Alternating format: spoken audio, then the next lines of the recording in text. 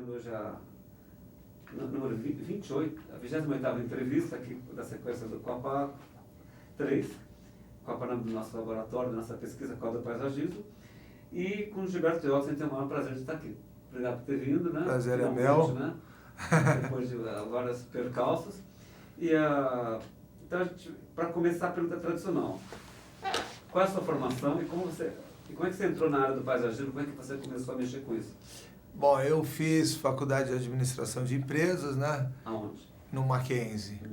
E coisa que não tem nada a ver com o que eu faço hoje em dia. Aliás, até tem, porque hoje em dia qualquer um tem que pelo menos administrar o seu nariz. E como eu tenho uma equipe grande, eu tenho que estar administrando essa equipe. Então, na verdade, me serviu para bastante essa parte de administração. Também na faculdade tem sociologia, me orientou bastante de que maneira trabalhar com o cliente. Então, acho que assim, um estudo sempre tem algum proveito, depende de que foco e de que maneira você observar isso, de que ângulo você absorver essa informação. Mas, de fato, o paisagismo eu sou autodidata. Eu iniciei assim, eu tive as primeiras vontades do paisagismo já logo na minha infância. Quando eu estava no primário, assim, na feira de ciências, de colégio, tudo, eu já sempre tive uma vocação a estar mexendo com plantas. Daí tinha aquela coisa de fototropismo, geotropismo, colocar a sementinha do feijão para germinar, daí coloca o copinho com a janelinha para ver se ele procura a luz, vira para ver se ele procura a terra, enfim, todas essas experiências eu já colocava 20 copinhos, queria enganar para ver se era de verdade o que o professor falou, então a planta procurava a luz, eu invertia para ver se ela ia procurar e de fato ela dava a volta. Então desde então eu acho que já estava alguma raiz, já estava alguma plantinha já estava germinada dentro dos meus sentimentos em relação ao paisagismo. E aí, no colégio mesmo, na Feira de Ciências, eu sempre fiz experiência, sempre tive destaque na Feira de Ciências, fiz um monjolo, tinha 10 anos de idade, a Feira de Ciências era em sala de aula e eu falei que eu queria fazer no pátio do colégio. Montei um monjolo com um cavalete de construção, coloquei uma tábua de construção, uma lata de um lado, um caibro na outra ponta, uma lata com milho e ficava lá com uma mangueira no meio do pátio fazendo o movimento do monjolo. E como é que você foi fazer economia no fim? O que você fez? Não, eu entrei na faculdade em 79, né, no Mackenzie. Mas daí, de fato, não era o que eu gostava, foi por uma questão de não saber o que fazer, então caí para administração. E nem terminei a faculdade, de fato, parei no último ano, no terceiro ano eu parei, falei, não é isso que eu quero mesmo. E aí fiz algumas tentativas solo. Minha família tem laboratório de análises clínicas, então eu trabalhei durante um tempo no laboratório de análises clínicas, me desentendi numa relação familiar de trabalho e acabei optando por um restaurante vegetariano, que por sua vez também já tem alguma característica, né? E esse restaurante que existe até hoje na Rua João Julião, lá no Paraíso, chama Natura Restaurante Vegetariano. Eu trabalhei lá durante 3 anos. Aí depois disso tive confecção, depois disso, tive várias coisas, fui modelo também, de revistas de moda, tudo. E por final eu acabei indo para os Estados Unidos, em 82, acabei indo para os Estados Unidos para estudar inglês. E aí nessa minha estadia para estudar inglês, eu tive a oportunidade de conhecer um amigo, o Parmel, que trabalhava na Evergreen, que é uma grande empresa na Califórnia, que projeta e executa projetos paisagísticos. E aí eu comecei a ter um interesse maior, acompanhar ele, frequentar com ele, e meio virei um assistente dele. E aí fiquei trabalhando com ele um tempo todo, até que eu era um assistente clandestino, vamos dizer assim, dele, não da empresa. E aí o pessoal descobriu, ficou meio chato a situação, aí ele começou a passar por trabalhos particulares, não da empresa, para mim acompanhar. E aí eu, de fato, me identifiquei e falei, é isso que eu quero fazer. Aí minha namorada, na época, engravidou nos Estados Unidos, acabamos voltando para o Brasil, isso em 86, foi quando minha filha nasceu, e aí eu decidi que eu ia fazer paisagismo. Nessa época, eu me recordo que era uma coisa muito, apesar de ser coisa de 20 anos agora, né, ano que vem, mas paisagismo era uma coisa que as pessoas não sabiam de fato que era. Eu comentava com várias pessoas, não sabiam, mas o que você faz? É jardim, mas é planta, trabalha com flor. E eu tive uma certa dificuldade assim, de me introduzir e de fato conseguir trabalho todo. E aí eu tinha alguns amigos, o Muni Ezra, que era um arquiteto decorador, que tinha uma loja na Bela Sintra, o Sig, que depois eu vim a conhecer, o Sig Bergamin, e outros profissionais que começaram a dar uma força tudo, e eu fui. Mas era assim, por exemplo, você chegar num prédio, tocar a campainha, falar que ia em algum andar e se apresentasse como paisagista, era uma coisa impossível, que ninguém entendia isso. E aí eu comecei a trabalhar com paisagismo, com toda essa dificuldade, e no meio do caminho eu pensei em desistir. E aí um tio meu falou, querido, você já fez algumas tentativas na vida, e você não persiste em nada, você vai persistir em alguma para poder, de fato, acontecer e vingar. Foi aí que eu decidi então, persistir, insistir, e estou aqui até hoje insistindo e persistindo.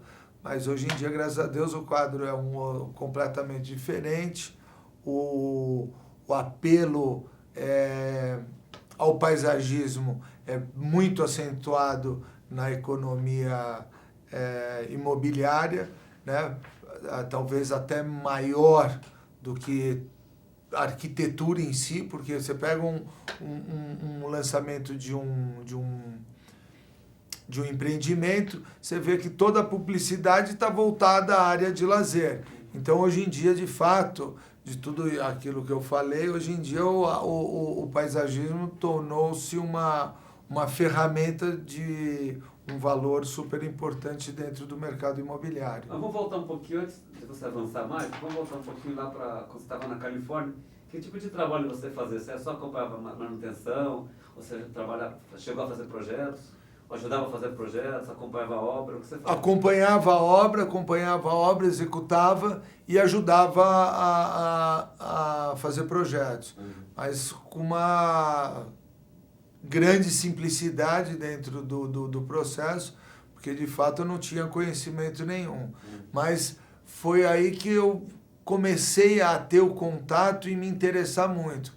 Por isso que de início eu falei que eu sou um autodidata, porque eu não fiz escola, né? não fiz uma faculdade, mas eu comecei a devorar livros. Então eu comecei a comprar e ler livros, observar tudo, e observei que através dessa observação você consegue filtrar e aprender muito. Não só através da leitura, mas como observar a natureza, observar coisas bonitas. E o paisagismo, ele é uma arte muito complexa, eu acredito, que você tem que observar a textura, você tem que observar as cores, a volumetria. Então é um estudo muito complexo, que inclusive eu acredito e observo hoje em dia com funcionários que eu tenho, alguns arquitetos formados, como existe a sensibilidade daquele que tem ou não tem dentro de si o dom para o paisagismo. Você comentou que complementou a sua formação lendo muitos livros. Depois que você voltou para o Brasil, você chegou a procurar algum curso, cursos esparsos de Eu fiz botânica, fiz o curso do Manequinho Lopes, lá no Ibirapuera. Fiz o curso do Manequinho Lopes e só, porque nessa época também não tinha outros cursos. O único curso em 88, o único curso que tinha no Brasil era o curso do Manequinho Lopes. Hoje em dia tem a Escola Paulista de Paisagismo, o Senac, existem vários outros cursos, mas naquela época realmente só tinha o Manequinho Lopes. E quanto tempo você ficou nos Estados Unidos mesmo? Só pra... Ao todo fiquei 4 anos. E trabalhando com esse pessoal? Com esse pessoal uns 2 anos. 2 anos. Agora me conta, você veio pra cá e começou a fazer o quê? Pequenos jardins? O que você começou a fazer quando você veio pra cá? Eu cheguei aqui e comecei a fazer pequenos jardins, aquele velho e bom jardim de comadre, né? Sim. Então eu fiz o jardim da casa da tia, o jardim de um amigo, aí o amigo do amigo viu, e aí eu fiz um outro jardim, aí comecei a frequentar bastante o SEASA, comecei a conhecer outros profissionais, entrar mais no meio. Aí o Muniesra, aquele arquiteto decorador que eu falei, fiz a casa dele. E aí eu tive uma sócia, a Marisa Longini, que ela era uma arquiteta, que eu conheci no SEASA. Ela tinha uma experiência muito maior do que a minha. Ela é uma arquiteta formada, tudo, já tinha uma empresa... Sempre Verde, alguma coisa assim, alguma coisa verde, porque todas as empresas é algo verde. E aí ela me convidou que ela projetava e executava, só que ela tinha uma certa dificuldade na parte de execução, de lidar com jardineiros, tudo. Foi aí que a gente fez uma parceria e eu comecei a ajudar ela à execução. E aí ela teve um grande trabalho em Angra dos Reis, onde eu fui ajudá-la. E a partir daí começou uma série de trabalhos aparecerem, surgirem em função desse trabalho, em função dela Você já... em parceria com ela? Desculpa? Em parceria com ela, junto com ela, ou sozinho? Não, com ela. Com ela. Com ela a gente ficou uns 3 anos em parceria. Aí ela faleceu... Ela se adoentou, faleceu, e aí, a princípio era, primeiro, quando eu comecei só, o meu era Elks Paisagismo. Aí quando a Marisa ficou junto comigo, era Elks Longini, Paisagismo. Aí depois voltou a ser Gilberto Elks. Daí quando eu voltei a ficar sozinho, aí que eu coloquei Gilberto Elks Paisagismo. E eu sempre optei em não ter um nome, acreditando em que o paisagista é o profissional e não a empresa que é o autor de um projeto. Então eu coloquei o Gilberto Elks Paisagismo justamente para subentender a autoria do projeto. E aí, nessa altura, que escala de projeto você estava fazendo já? Esses primeiros, como é que foi a evolução como foi esse crescimento de... Depois que a Marisa morreu, para mim foi um grande baque, porque eu tinha um grande apoio nela, mesmo porque era uma dupla, então sempre dá um subsídio, né? Uma dupla. E aí eu achei que até em algum momento eu falei, a peteca vai cair, a bola vai cair no chão. Eu falei, não, eu vou lutar, não vou deixar... É isso, já encarei que vai ser isso para mim e vou lutar.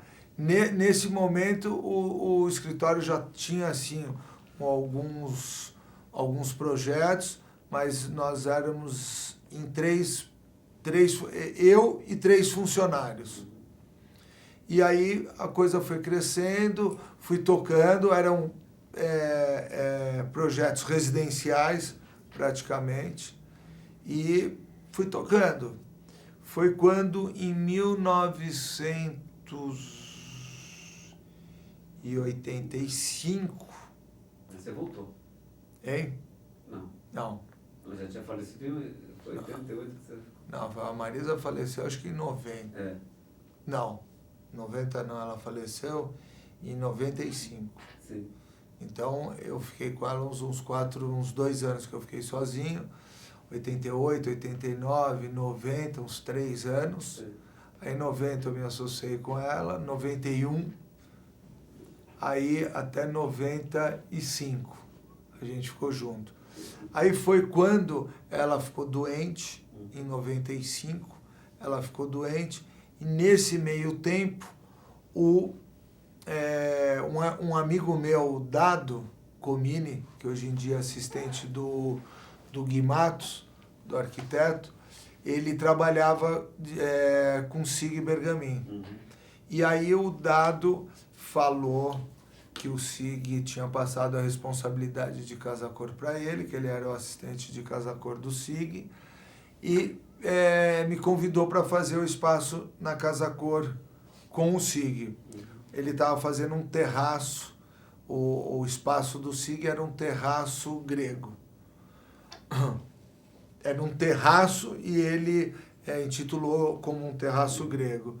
E aí tinha uma área externa a esse terraço que ele me chamou para fazer. Eu mal sabia o que era a Casa Cor e encarei a história. E fui, pesquisei, vi o que era, não conhecia a Grécia, mas pesquisei muito, vi exatamente o que era. Tudo branco, os vasos caiados, azul, bastante azul como esse que está aqui de fundo. Pesquisei bastante e encarei a história, mas mal sabia aonde eu estava entrando. Mas, graças a Deus, fui competente, deu certo, foi um sucesso. Tive a oportunidade, enquanto estava lá, de crescer o espaço do Sig, porque do lado tinha uma área que estava meio indefinida. Eu falei, não, pode deixar que eu tomo conta. Na época era a dona Yolanda e a dona Yolanda Figueiredo e a Angélica Rueda, que eram as proprietárias da Casa Cor, e elas gostaram muito do meu trabalho, começaram a ver o meu interesse e tudo, e me deram mais um espaço por conta para mim fazer. E aí eu fiz legal e houve assim um interesse dos profissionais de Casa Cor de estar me conhecendo, de estar... Então, logo após essa Casa Cor de 95, já começou a haver uma transformação assim, daqueles trabalhinhos pingados, de uma insegurança também que eu tinha, por uma posição mais madura e mais colocada dentro do mercado. Aí no ano seguinte, de 90, foi 94.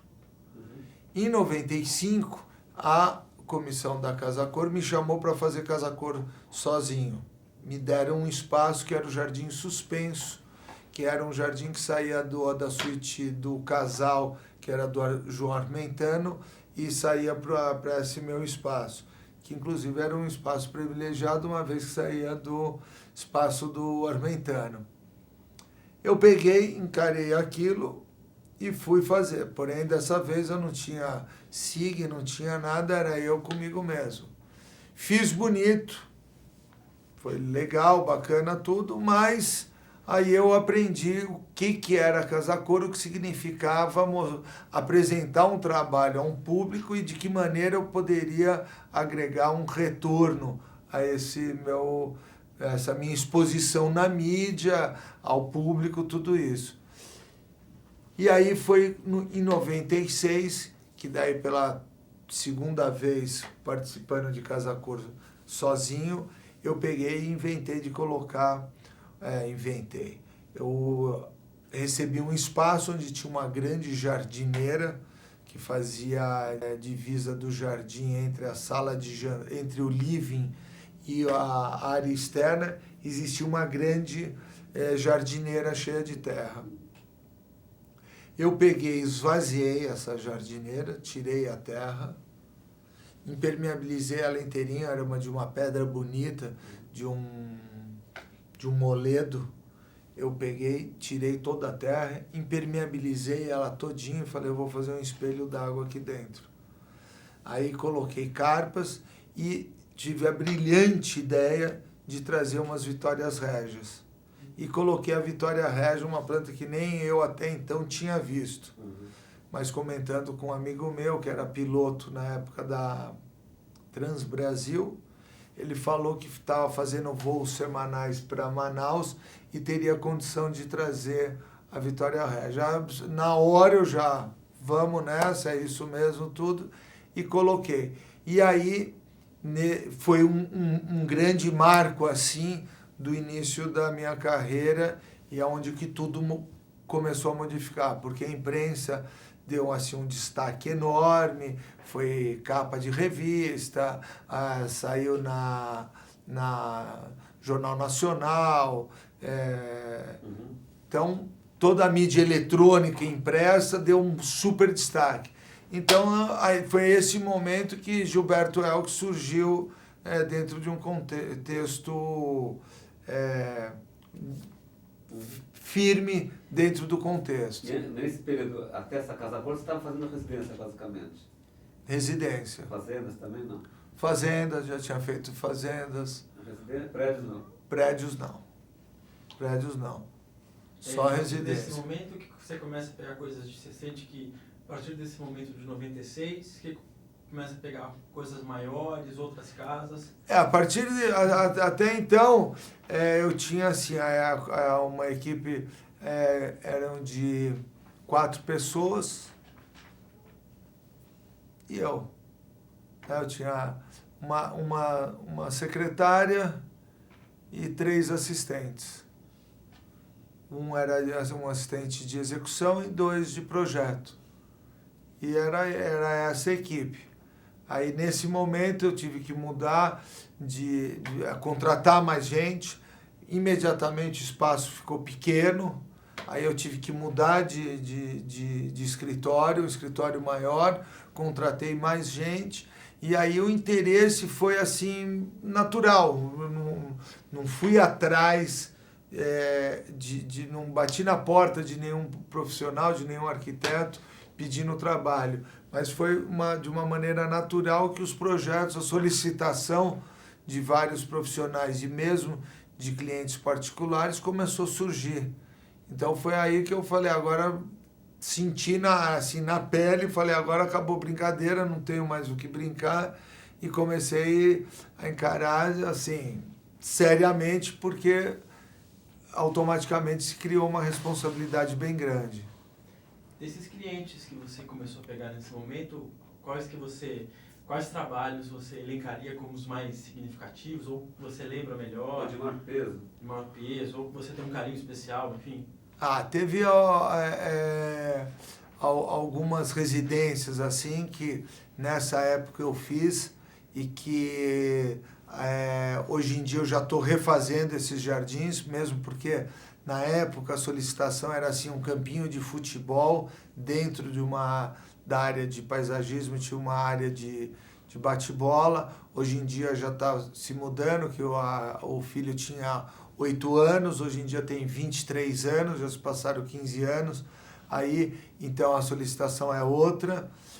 Teve essa casa que eu fiz em Angra dos Reis, que eu coloquei palmeiras com 2 metros de altura. Hoje em dia, 2 homens não abraçam mais as palmeiras. Então, toda essa evolução desses trabalhos são super gratificantes e super interessantes estar observando. Essa casa que você fez com a sua sócia, aquela antiga? A de Angra foi com a Marisa. E aí você começou a abrir também o seu mercado, não só para residências, também para prédios, tudo? Não, daí, Como é que foi? então, daí a partir dessa Casa Cor, o mercado residencial deu uma super, começou a me requisitar bastante. E aí os profissionais começaram a me chamar, o Jorge Elias, o Roberto Migotto, o Sig Bergamin, enfim, uma série dos profissionais começaram a me chamar.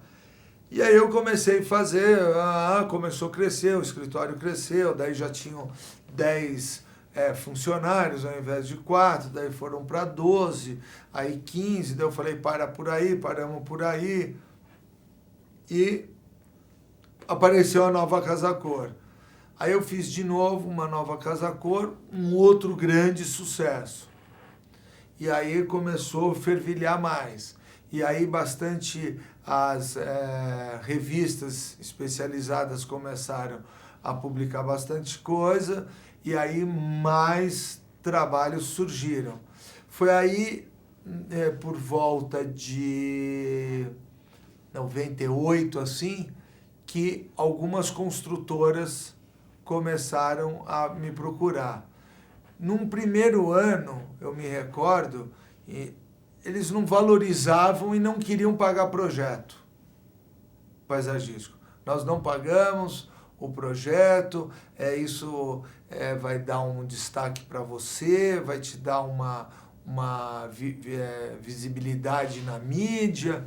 Então, as construtoras de verdade não respeitavam e não valorizavam o trabalho de paisagismo.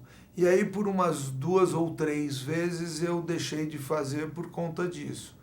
Foi quando em 99, 2000, é que daí as construtoras começaram a pensar de maneira diferente. E aí contratando,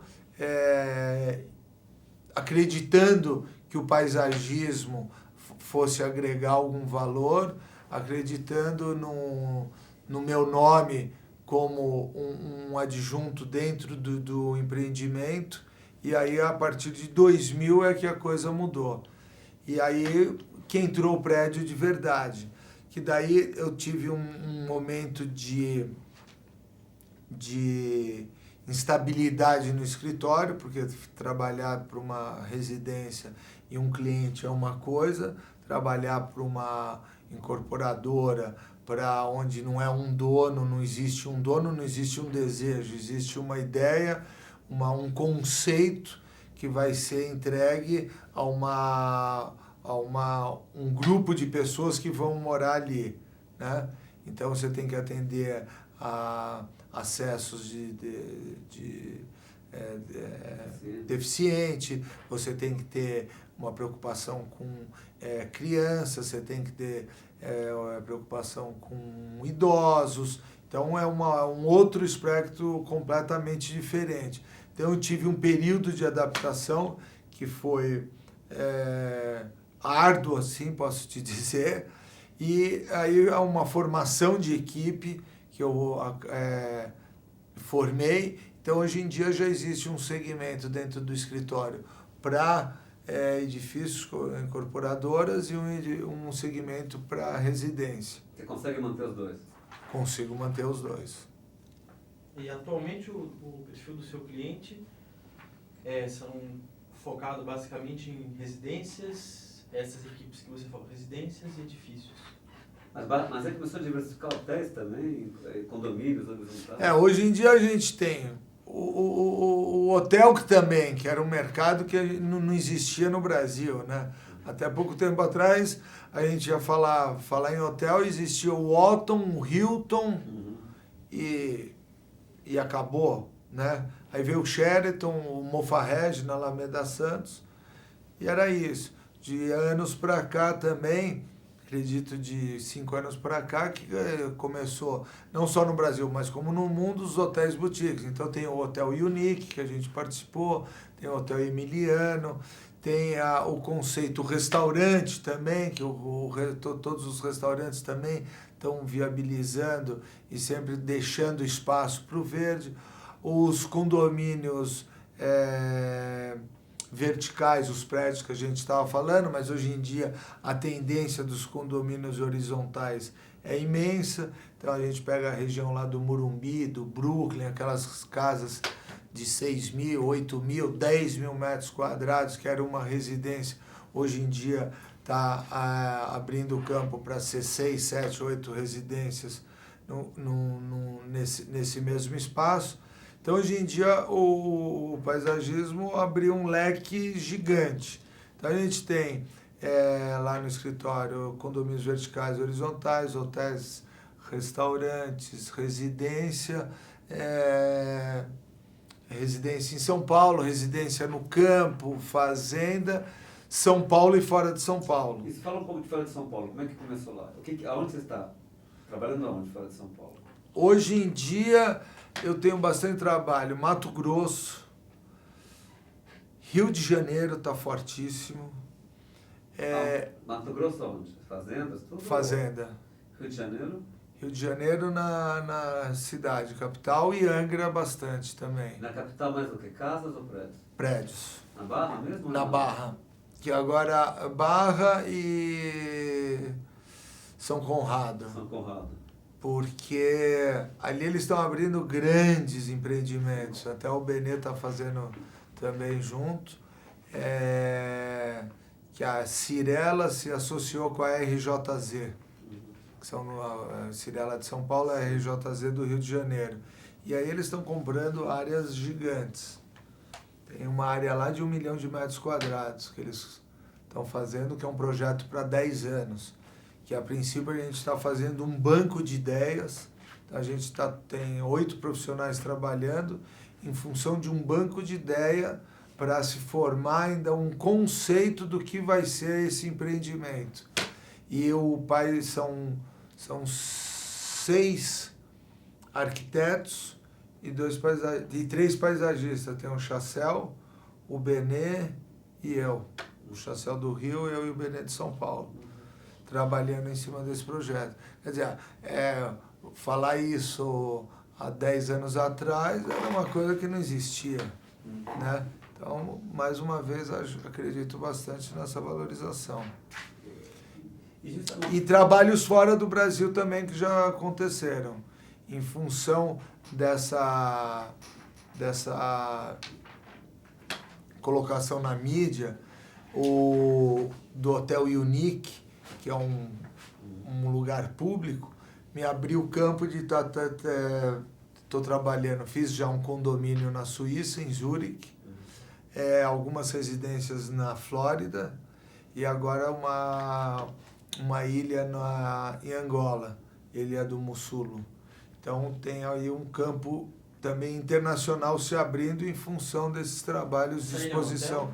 Oi? Essa ilha é um hotel? Não, uma casa particular. Agora, o condomínio na Suíça, como é que foi trabalhar na Suíça? Você tem uma experiência no Brasil, até na Califórnia, são os climas quentes. Essa virada para trabalhar na Suíça, como é que foi? Então, o paisagismo, hoje em dia, não é só plantas, né? Sim, lógico. Sem dúvida. Então, a linguagem arquitetônica, né, que eu imprimi nesses meus trabalhos, me deram esse reflexo e essa oportunidade deles estarem me contratando para esse trabalho. Então, o que eu fiz? Eu desenvolvi, em função das necessidades de lá, e de ir lá observar, que eles me proporcionaram. Vem para cá, fica uns 10 dias, vamos conhecer, e dentro das possibilidades locais, eu gostaria que você desenvolvesse. Então, eu fiquei durante 5 dias passeando e observando materiais usados e questionando bastante, perguntando bastante no escritório de arquitetura. Quem chamou foi um escritório de arquitetura suíça. E depois eu fiquei 4 dias pesquisando plantas. Então, dentro do que eu queria, eu consegui me aproximar de alguns efeitos de plantas locais. E está pronto? Da Suíça já está pronto. Da Flórida também. De Angola ainda não. De Angola tá executando a parte construtiva. E na ainda. Flórida, como é que foi? Tem na Flórida e tem em Nova York. Na Flórida foi mais fácil, porque o nosso clima se assemelha mais.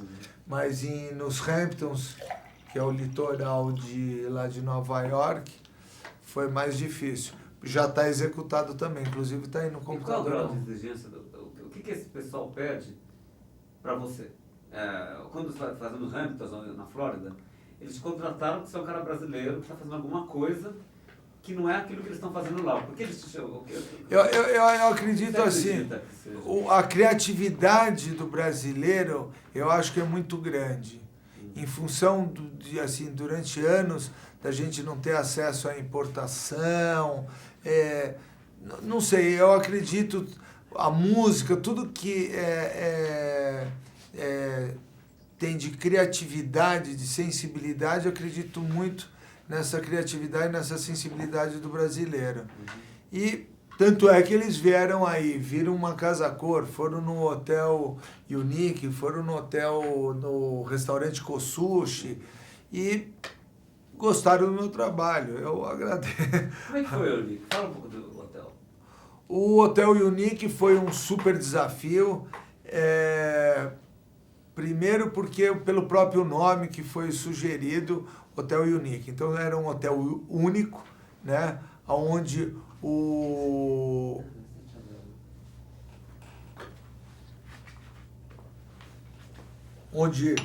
a arquitetura do Rui Otaki é super expressiva, né? E única. Então, trabalhar de uma maneira simbiótica com a arquitetura do Rui, que já era muito expressiva, foi um trabalho assim, de bastante exigência. E aí existiam várias restrições, porque, por exemplo, aquele jardim da frente, ali não tem profundidade de plantio. Ali a gente tem 20 centímetros, não dá nem para plantar grama. E quando eu entrei na evolução do trabalho, ali já estava definido, já estava concretado a laje do subsolo, com 20 centímetros de terra. Então, eu peguei e trabalhei com um mosaico português, né, que criou um clima bem árido, que era essa a sugestão para a arquitetura se manifestar de uma maneira grandiosa. E o trabalho de taludes, de movimento, que subentendia-se ser de terra, eu fiz ele com o mosaico português também, ganhando dessa maneira alguns dentros, algumas condições de criar umas caixas e colocar os pândanos nessas caixas. Em relação à cobertura, é uma piscina onde tem uma piscina que também tinha o intuito de ser única. Então, foi sugerido, a princípio, o vidrotil branco assentado na massa branca. E aí, nesse mesmo tempo, eu fiz uma piscina dessa numa amostra. E o cliente e o Rui falaram, pô, você falou que ia fazer aqui, daí você fez na amostra, nós não queremos, tem que ser uma piscina única. E por algum insight de criatividade, eu falei assim, bom, então vamos fazer uma piscina única, que vocês nunca viram, vocês querem? Então vamos. Então vamos fazer de vidrotil vermelho. E eu, não sei, me veio na cabeça essa piscina vermelha. E a princípio todo mundo topou, todo mundo achou legal. Quando a gente saiu dessa reunião, o Armentano virou para mim e falou, Gilberto, você enlouqueceu. Você acabou agora. Que uma piscina vermelha você vai ouvir o que você quer e o que você não quer. Eu falei, não, mas é legal, é uma piscina diferente. Pô, imagine alguém mergulhando numa piscina vermelha, não tem nada a ver. Eu falei, não, Enfim, acabou sendo. Aquela revista Wallpaper inglesa de conceito classificou ela em 94 como a piscina mais bonita do mundo, tudo. E foi um desafio e um insight de criatividade assim que me veio na cabeça, sem nenhuma referência, porque não tem nenhuma piscina vermelha em nenhum lugar, nenhum livro, em nenhum canto do planeta, né? Então, esse despojamento do Unique, com mais a Casa Cor, com mais o restaurante Kosushi, que tem uma parede de 7 metros de altura, num jardim de 4 por 3, e tinha que criar alguma coisa com pé direito duplo da altura essa pele de vidro, que é todo o fundo do restaurante. O arquiteto era o Arthur de Matos Casas e queriam que eu inventasse alguma coisa que não dá para inventar. E aí, um certo dia, visitando a obra, depois de já ter feito 3, 4 estudos para esse espaço, eu cheguei lá na obra e tinha uma escada de pintor lá no fundo.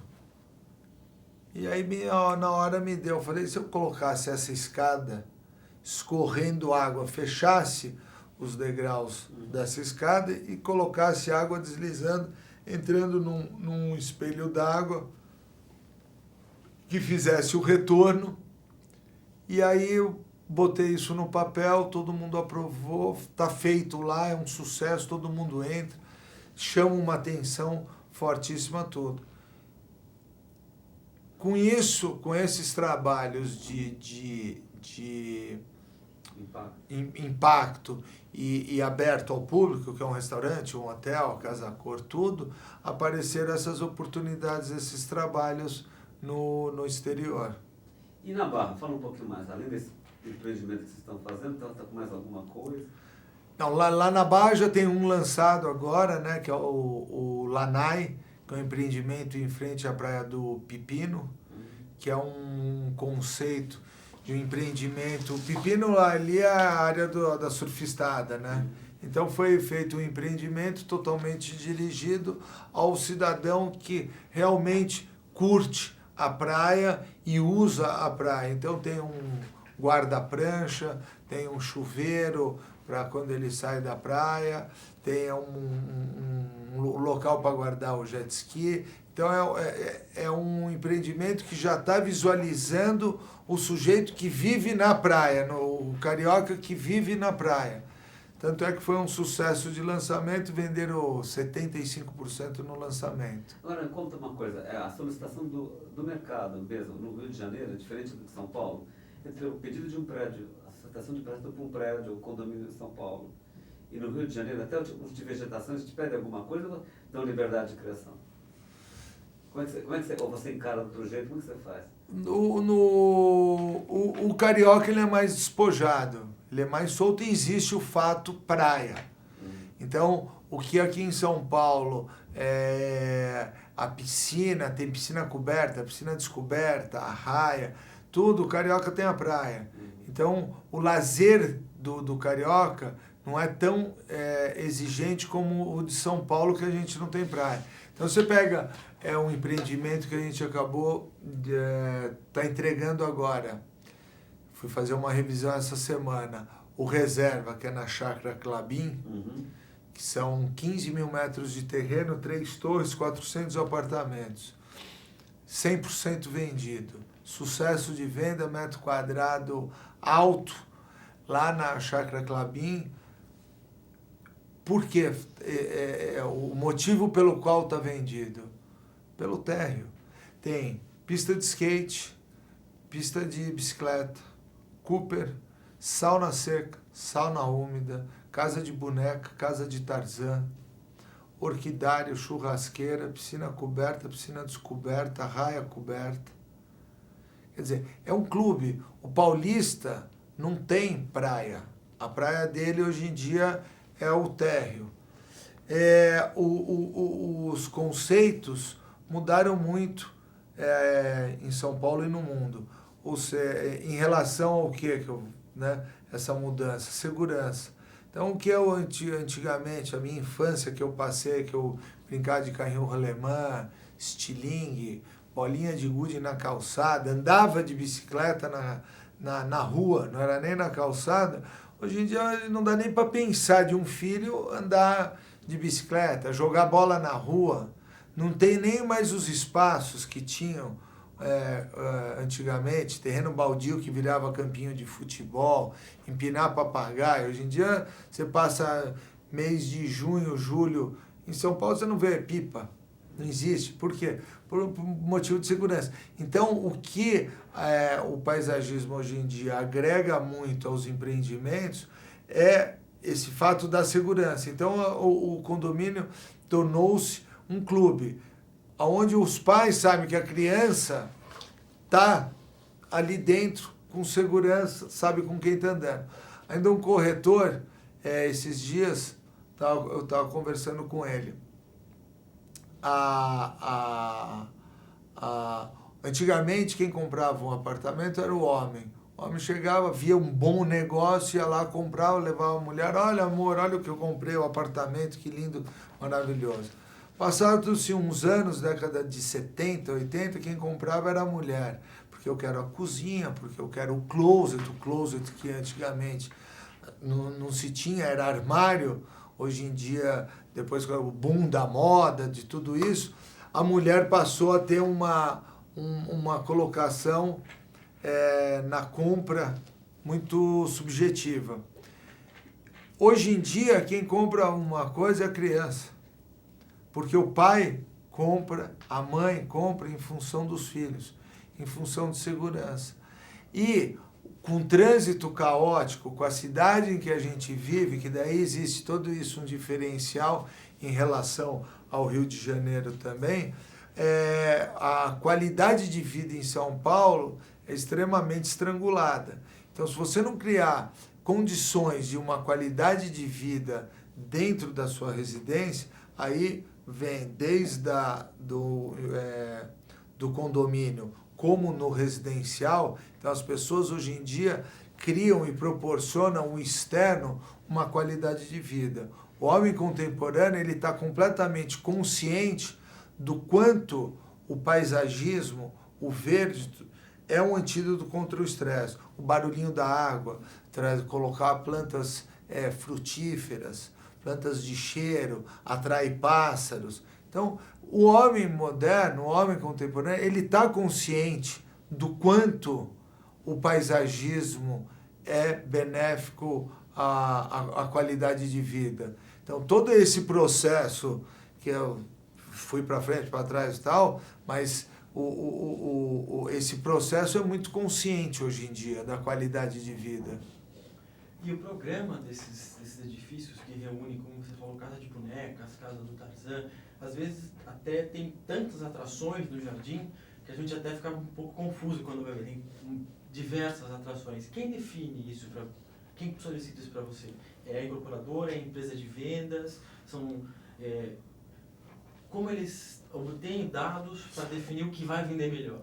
Hoje em dia, antes de lançar, na concepção, ao conceber um projeto, já está todo mundo, já tem toda uma equipe já trabalhando em cima, inclusive uma empresa de segurança. Então, por exemplo, vai lançar a Barbara, vai lançar o empreendimento, eles chamam um paisagista, chamam um arquiteto, chama a empresa de vendas, a Lopes, chama o decorador do térreo, chama a empresa de segurança, e aí se faz uma reunião, e daí, vamos dizer, dá margens para todo mundo falar.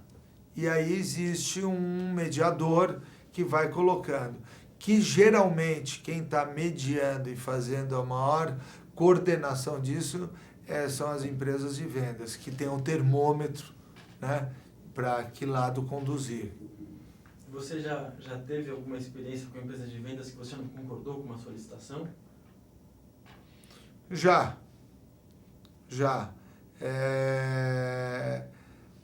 Principalmente no que diz respeito assim, a eles irem esmagando o paisagismo por N questões, e esmagando, então cada um defende o seu. Então eu chego já pedindo 1 metro de profundidade de laje, coisa que a gente sabe que não consegue. Que daí eu saio com 70. Que tá bom. Né? Aí coloco um dendo, mais um, você já... Né? Mas, a cada dia que passa, o pessoal está valorizando mais e mais. Você Assim, consegue mais do que você quer. não, eles estão acreditando que uma coisa que há pouco tempo a gente fala, pô, mas é interessante ter mais área verde. Não, área de piso. Aí hoje em dia eles já estão acreditando que o jardim é mais interessante, que o verde faz bem. Vamos colocar uma fonte, vamos fazer um espelho da manutenção, dá muito problema. Hoje em dia, não, vamos colocar, todo mundo acredita, é exigência do comprador. Você fala que tem um espelho d'água que tem barulhinho de água, é legal. Vamos colocar, hoje em dia tem o espaço gourmet, quase todos os empreendimentos é moda, espaço gourmet. Então vamos fazer uma hortinha para o espaço gourmet. Ah, mas essa hortinha vai dar manutenção. Não importa. Depois o condomínio se vira, vai ter uma manutenção profissional para estar fazendo isso. Inclusive, as empresas de manutenção estão se profissionalizando bastante. Então, tanto é que a gente pode observar a qualidade de térreo, de manutenção de térreo desses empreendimentos é absurda, é excelente. Então, vou por aí. Você acompanha a manutenção, não a manutenção, você só produz o projeto ou você também implanta o projeto? Eu também implanto o projeto. Eu tenho duas equipes na empresa. Uma que é de projetos e a outra que é de execução. Então eu tenho a execução também. Obviamente que como eu vendo o projeto, a execução está desvinculada. Sim. O cliente pode estar executando ou não comigo. Certo. E aí você pode também eventualmente estar acompanhando manutenção, tudo ou não? Não, eu oriento e indico alguma manutenção. Até um ano atrás eu tinha uma equipe de manutenção, mas daí ia querer abraçar o mundo e eu não estava dando conta. Então eu preferi me restringir a projeto e execução e dispersar a manutenção. Então eu indico empresas que fazem o serviço de manutenção. Agora fala um pouquinho dos condomínios horizontais. Tanto esses tipo vilas como esses maiores estão fora. E como você tem trabalhado com eles? Vamos começar pelas vilas, depois a gente vai para os outros maiores. Então, os pequenos são aqueles que eu falei a princípio, dentro de São Paulo, né? Morumbi, Brooklyn, Alto de Pinheiros e outros bairros por aí. Que terrenos de 6, 8, 10, 12 mil metros quadrados, que era uma residência concebida nos anos 50, 60, 70 e que hoje em dia é inviável. Então eles estão fazendo pequenas casas dentro, que na verdade é um apartamento dentro de só que horizontal no térreo. Ao meu ver, a ocupação é ridícula, absurda, porque você tem entre uma casa e outra, por lei, 1,5 metro de recuo. Eu acho absurdo, mesmo não só pela quantidade, vamos dizer, de verde, de jardim que a gente vai disponibilizar, mas como outras questões que a gente sabe de iluminação, de ventilação e, obviamente, de qualidade de ar e uma série de coisas. Tem casos que vão mofar, que não tem incidência de luz em alguma face, zero. Então, isso é extremamente prejudicial para uma qualidade de moradia. Agora, existem os outros condomínios que daí, numa escala maior, são o interior de São Paulo, que é a região de Bragança, Campinas, tudo, que é o caso da Quinta da Baronesa, Condomínio da Grama, que tá sendo um super sucesso, que é o condomínio, o sítio dentro de condomínio, por questões, mais uma vez, por questões de segurança. Então as pessoas optam, de estar dentro de uma área grande, que era uma fazenda. Então, o que ele faz? Pega uma fazenda grande, subdivide em áreas menores para fazer sítios. Onde existe uma segurança, né?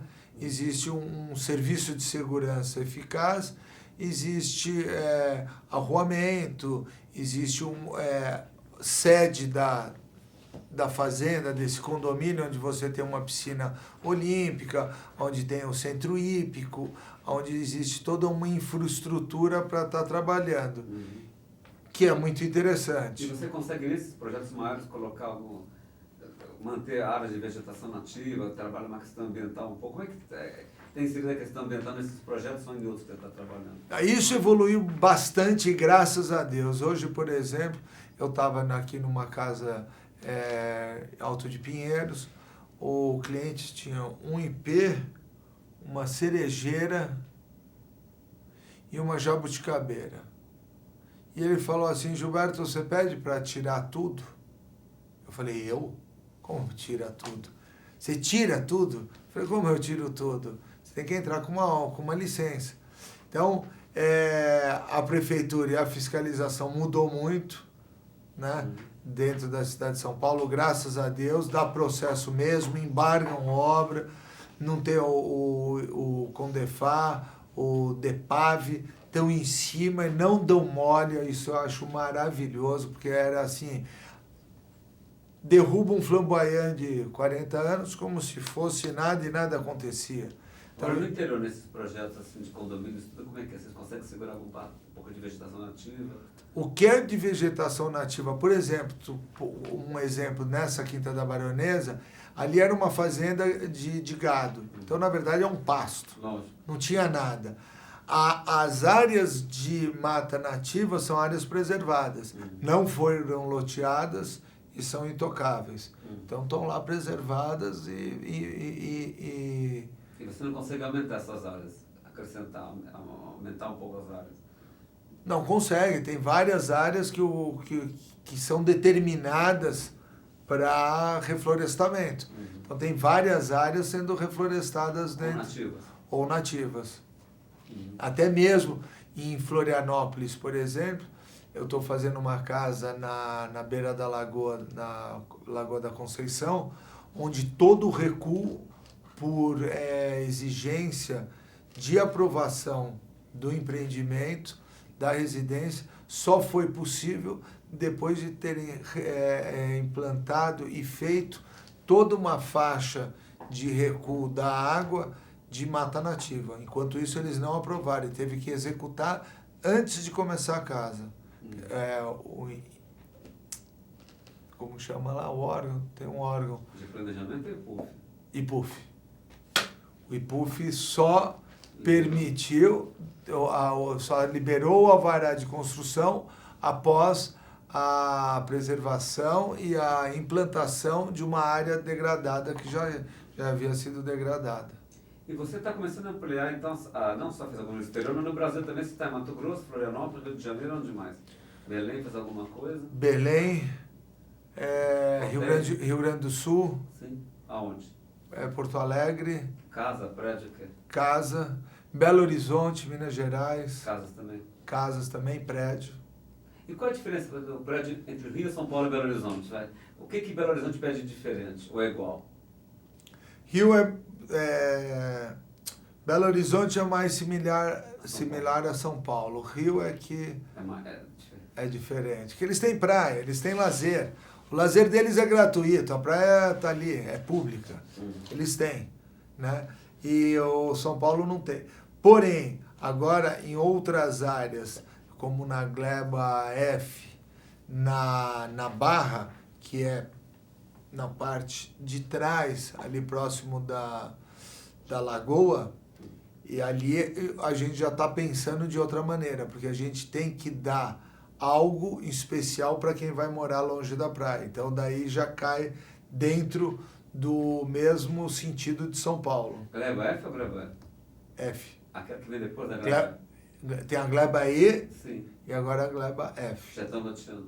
Já estão lá em estudo. Um grande estudo que está sendo feito. É um grande estudo. Aí outra vez em parceria com outros arquitetos paisagistas ou só você que está fazendo? Não, tem parceria. Quem está lá? O Chacel? Chacel, Benedito, eu. Santana? Quem? Não, Alguém do Rio? o Chacel. Chacel. E de São Paulo? Eu e o Benê. Acho que de paisagista somos nós três.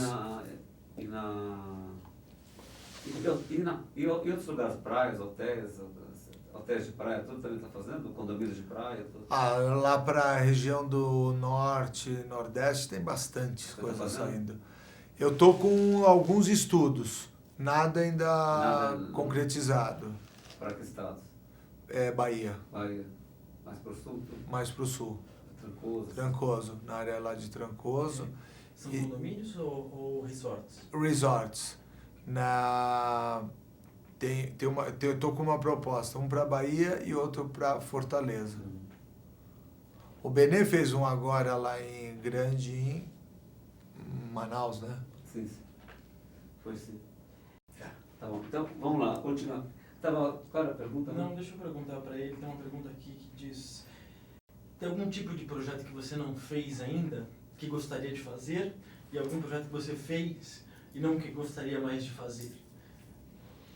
Um que eu gostaria de fazer seria um projeto, uma praça pública, que eu ainda não tive o privilégio de fazer e acho que é um trabalho bem legal. E trabalho que eu não fiz, que eu fiz e que não gostaria de fazer é de cliente chato, né? Então, quer dizer, projetos públicos, você nem parques, nem praças? Nem Você parque, nem praça. Nada. Fiz praça, mas uma praça não significante ao ponto de estar enumerando. Pracinha, mas eu gostaria de Aqui fazer em São Paulo mesmo? aqui em São Paulo mesmo. Como é que Mas você- não é praça. No prédio, não no jardinzinho? É jardinzinho, Em frente. Eu gostaria de estar fazendo uma praça de utilidade, de uso.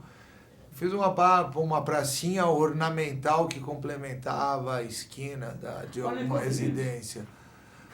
Tive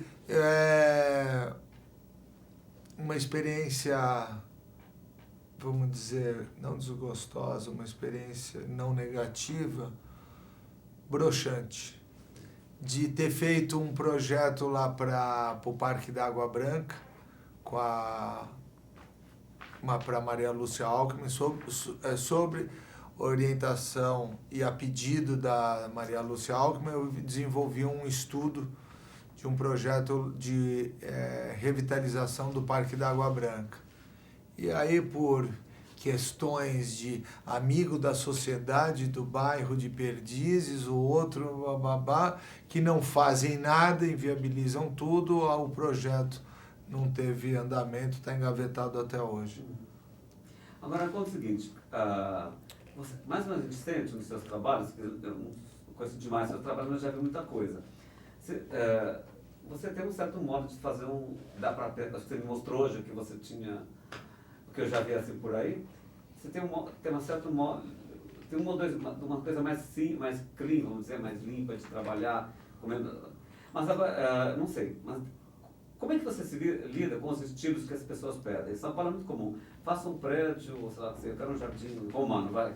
Como é que você se vira com isso? Como é que você trata essa... Eu tenho, assim, um estilo meu, que daí pergunta, que estilo de jardim você faz, né? Eu sou eclético. E eu acho que, assim, o paisagismo, ele moldura a arquitetura. Então, eu tento trabalhar de uma maneira muito simbiótica com a arquitetura. De que maneira? Da mesma maneira que uma obra de arte, um quadro. Você tem uma bela obra, um belo quadro, e você precisa de uma moldura para ele. Que ou você valoriza esse quadro, ou você rouba a cena do quadro, ou até deixa aquele quadro feio. Ou você esconde, muitas vezes, né? Ou você esconde. Então, você rouba a cena do quadro, você coloca uma moldura tão suntuosa. Eu, como princípio meu, eu não tenho menor intenção de competir com a arquitetura, e sim de complementar, de fazer uma obra que acho que a obra principal é a arquitetônica, então de emoldurar ela, de deixar ela mais... Então, na verdade, falando aquele português assim, eu tenho que dançar conforme a música. Se eu pego um prédio neoclássico, eu não posso querer fazer um jardim tropical exuberante. Então eu tento conciliar, eu posso até usar de plantas tropicais dentro do neoclássico, que daí eu acho que é uma virtude do meu trabalho, que eu acabo usando. Então eu faço uma mistura de elementos vegetativos, onde cria essa composição que daí torna-se bela. Agora... Deixa eu passar uma pergunta. Eu conheço também parte do seu trabalho, mas a gente consegue identificar sempre uma certa geometricidade muito significativa e um formalismo.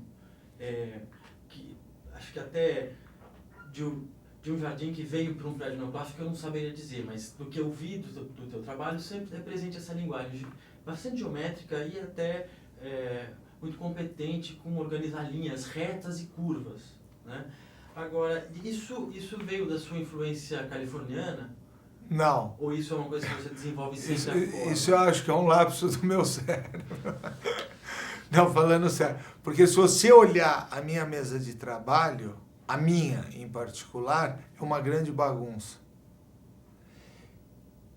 Agora, se você olhar a organização que eu coloco no escritório, ela é muito linear.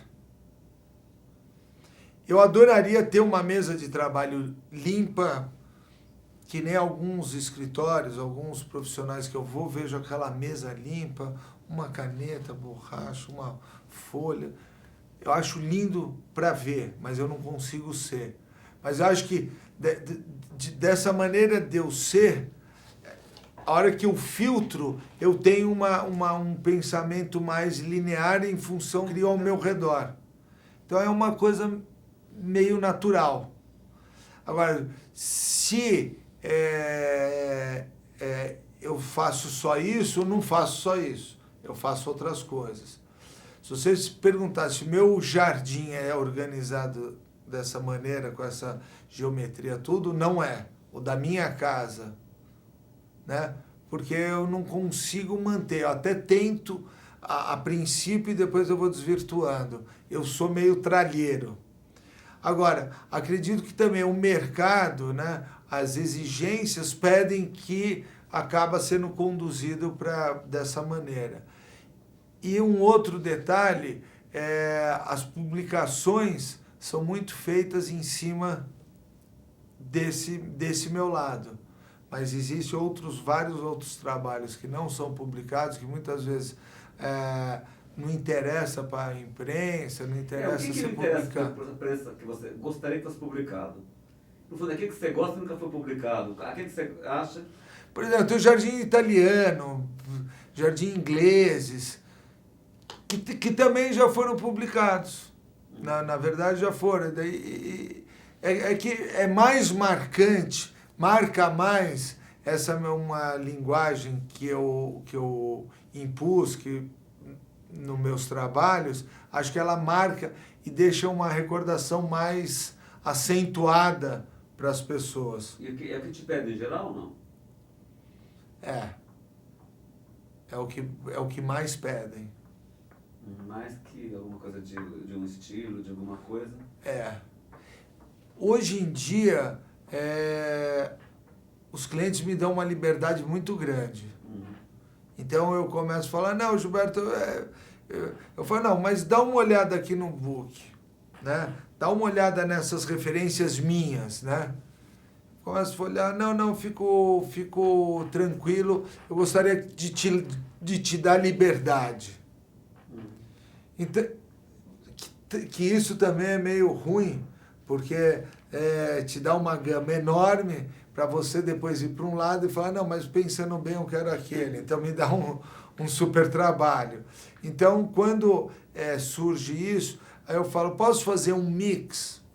E o que eu assim, mais gosto de fazer, que daí talvez nessa conversa, eu também falando, eu também estou parando para pensar e a gente vai concluindo, o que eu gosto de fazer e que acho que é uma novidade assim, e que imprime daí bem assim um conceito do meu trabalho, é essa mistura entre, vamos dizer, uma planta podada, um buchinho todo rígido e uma helicônia, uma cica, uma planta tropical junto de um buchinho, que é uma planta totalmente europeia, tudo. Aí, nesse sentido, eu acho que daí dá para apontar o meu trabalho de uma maneira bem óbvia, assim. Coisa de contrastes, né? Tem que trabalhar com coisas mais formais, mais informais, mais tropicais. Agora, que é o que eu, na verdade, eu gosto de fazer, porque eu acho assim, super... primeiro de tudo, o Brasil tem uma fauna e uma flora espetacular, né? A flora brasileira é um espetáculo. O jardim tropical é o jardim mais lindo do mundo. É um jardim exótico. Eu gosto das plantas exóticas, né? Adoro pândanos, adoro as helicônias, adoro as alpíneas, adoro as bananeiras, né? Agora, você vê uma planta onde o homem manipulou, também é interessante, né? Você vê a topiária, eu acho interessante a utilização da topiária, porque é um jardim esculpido. Eu gosto de esculturas no jardim. E essas plantas livres são verdadeiras. Um pândanos é uma escultura vegetal, indiscutivelmente. Agora, uma azaleia toda podada, onde você tem um recurso de parar com a poda antes do florescimento e fazer uma bola florida, é uma coisa fantástica também, onde tem a interferência do homem. E eu acho que é legal fazer uma simbiose entre a natureza do jeito que ela veio, a planta do jeito que ela veio, e uma manipulada pelo homem. Você cria um contraste maior ainda, onde você acaba valorizando as duas, do que um jardim totalmente wild, né? Um jardim completamente selvagem, ou aquele jardim totalmente podado. O homem fez tudo todinho manipulado, Versalhes. É legal de você olhar, mas em Versalhes, ok, muito obrigado, até logo. Agora me diz uma coisa, pensando alto, não? Será que tudo isso não tem muito que ver com a sua estágio nos Estados Unidos? Dessa mistura, tem aquela coisa mais rústica, e aqueles jardins bastante manipulados, assim, as topiárias, que há muito tempo isso é assim. Não, eu acho que é mais, se for para ter uma identificação, eu tenho uma identificação mais com o jardim inglês. Que o jardim inglês, ele tem esse lado, que, se olhando assim a princípio, você acha que é tudo mato. Mas é tudo um mato pensado, que eu falo que é um jardim dificílimo de ser feito. Porque você olha assim, é tudo mato, né? Só que tem mato com 1 metro, mato com 1,20 m, e tem todas as alturas. Ele foi totalmente pensado, totalmente manipulado. E o meu hobby, e assim, a coisa que eu mais gosto de fazer é viajar. Fala, mas todo mundo. Não é todo mundo, porque eu tenho amigos que têm condições sui generis de viajar mundo afora e não viaja. Tem gente que tem medo de avião, tem outro que não gosta de sair de casa, tem outro que só dorme no colchão, tem outro que a mulher briga, enfim. Eu adoro viajar. Por um seguinte motivo. Eu sou um cara extremamente observador. Eu observo tudo o tempo inteiro. Desde a natureza, do mobiliário, desde a fala, o comportamento. Eu sou um observador nato. E isso acho que é a minha melhor qualidade de estar transferindo toda essa minha observação para o meu trabalho. E em viagem, e por isso que eu gosto de viajar, porque em viagem tudo é novo. o tempo inteiro. A rua é nova, a língua é nova, a comida é nova, toda esquina que você vira é uma nova esquina, uma nova calçada. Nessa banco de ideias que eu estou fazendo lá para a Cirela, eu estive no Japão e eu fiquei encantado com as calçadas.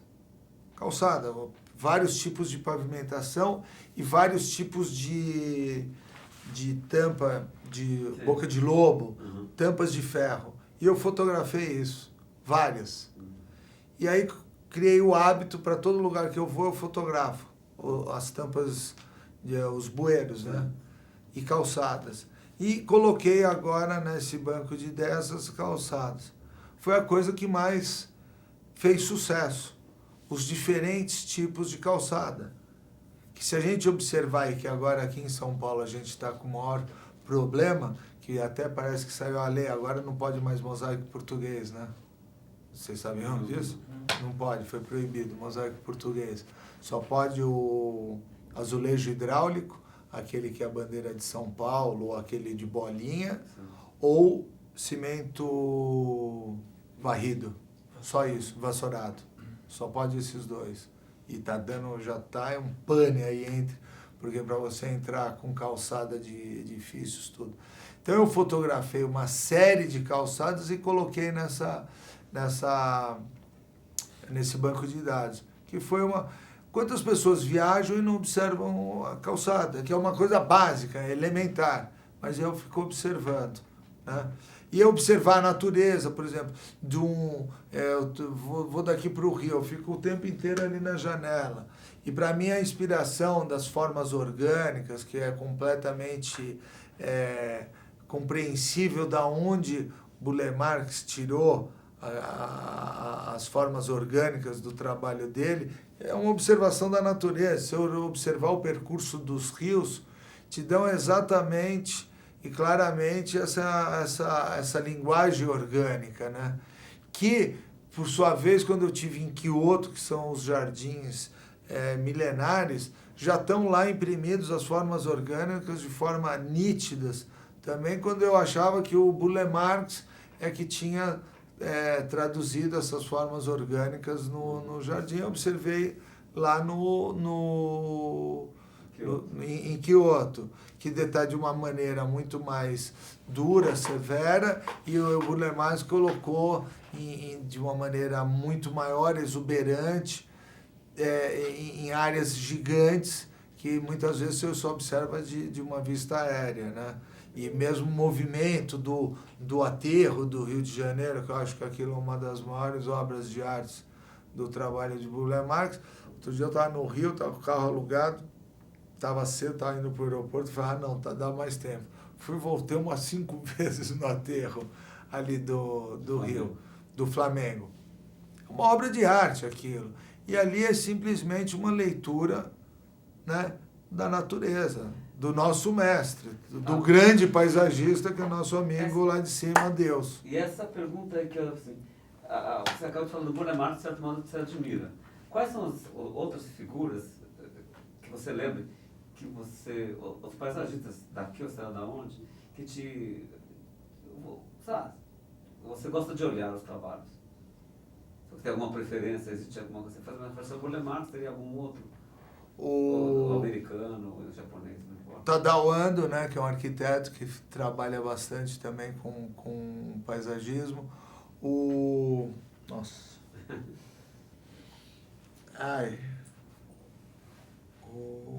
Não deixa. Já falo. Já vem, daí eu já falo. Fala um pouquinho, você começou também, você mostrou pra gente uma foto lá de Alphaville, daquele prédio de escritório que você está acabando de fazer. E ele é bastante diferente até de várias coisas que você já fez. Tem umas formas geométricas, assim, que não são aquelas tão ortogonais. Você tem até coisas mais orgânicas no link em alguns lugares. Naquela parece ter um traço. Fala um pouco dessas praças corporativas que você está começando a fazer, desses prédios. Então, especial seria legal. Hoje em dia, o trabalho, acho que andou de duas maneiras distintas. Ou você está no orgânico ou você está no linear, né? E ficou assim. E o meu trabalho, como vocês falaram, se nota muito a presença do linear, do geométrico, tudo. Então eu estou procurando fazer agora, e que não é fácil, é bastante difícil, é fazer um mix entre os dois. E aí é que eu estou tentando criar essa nova linguagem dentro do meu trabalho, que é o linear com o orgânico, e que dá um efeito muito legal, muito legal. Coisas que eu tive outro dia no Guarujá, e tem um trabalho novo do escritório do Burle Marx, obviamente não, é do escritório dele, não dele, mas que também tem uma influência muito marcante nesse sentido, que eu acho que é uma grande sacada. Mas, assim, para falar de tendência, o que eu acho hoje em dia e que eu estou começando a usar é colocar peças clássicas dentro de um contexto bem contemporâneo, que eu acho que ficou o paisagismo, até o cenário artístico, né, tornou-se uma coisa meio radical. Ou é contemporâneo, ou é clássico, ou é muito taxativo, né? E o que eu estou procurando... uma mistura. O que eu acho hoje em dia, e o que eu estou fazendo é misturar. Então tem uma parede, uma linha muito moderna, muito dura, tudo, e você colocar um vaso todo trabalhado, uma coisa toda francesa dentro de uma leitura. Eu fiz um prédio, uma piscina, que é uma parede preta que entra todinha para dentro da piscina, né? O próprio muro entra, ele é preto, e aí do lado tem um vaso francês totalmente clássico, e dentro de um ambiente totalmente contemporâneo. Acho que esse choque entre o clássico e o contemporâneo, eu acho que é muito interessante. Eu acho que isso que é o mais moderno hoje em dia, esse mix. Voltar essa linguagem de contraste. Que seria quase uma coisa típica da decoração, talvez? Que seria, sabe, o que eu observei, que é uma coisa que estão se usando bastante em arquitetura, mais do que na decoração, e acho que foi a arquitetura que trouxe isso. Na Europa, você olha assim, grandes monumentos, museus, monumentos antigos, e do lado uma coisa super moderna. E que isso, de fato, acontece, né? Então, por exemplo, a Europa hoje em dia está inteirinha restaurada. E eu acho super interessante, assim, tem fachadas assim de prédios, né? Eu estive na Espanha mês passado, e o que eles estão fazendo é coisa de outro planeta, né? Eles fazem um sanduíche de uma estrutura para segurar a fachada de um prédio, segura aquilo, derruba todinho dentro, volta um prédio super moderno com a fachada antiga. Então você tem um contraste de estar passar na rua, ver um prédio de 1600, entrar no ano 2020, para dentro de tecnologia, tudo. Eu acho que isso é muito interessante. Então trazer esses traços do clássico, do jardim clássico, para o contemporâneo, para uma linha mais rígida, é super legal. Sendo que, na verdade, o que eu estou falando é até meio contraditório, porque se você pegar o Buchinho, Versalhes, é o jardim clássico. E daí eu falar que isso é contemporâneo é mentira, porque não é. Estava lá em Versalhes, estava lá... Mas é mistura, né, Gilberto? Então, essa mistura que é o bacana, essa mistura de colocar o buchinho do francês com uma palmeira imperial que falavam que não combinavam, que não tem nada a ver, o buchinho com coisa, imagine. É o que eu acho que é legal.